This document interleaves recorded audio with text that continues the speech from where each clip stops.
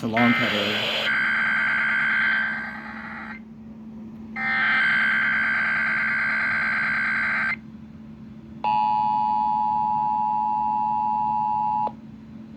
The civil authorities have issued a required weekly test for all of Connecticut, all of District of Columbia, all of Delaware, all of Florida, all of Georgia, all of Indiana, all of Kentucky, all of Massachusetts, all of Maryland, all of Maine, all of Michigan, all of North Carolina, all of New Hampshire, all of New Jersey, all of New York, all of Ohio, all of Pennsylvania, all of Rhode Island, all of South Carolina, all of Virginia, all of Vermont, and all of West Virginia beginning at 11:01 a.m. and ending at 12:01 p.m.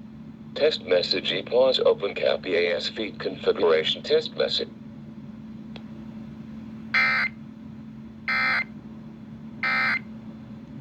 That was the weekly.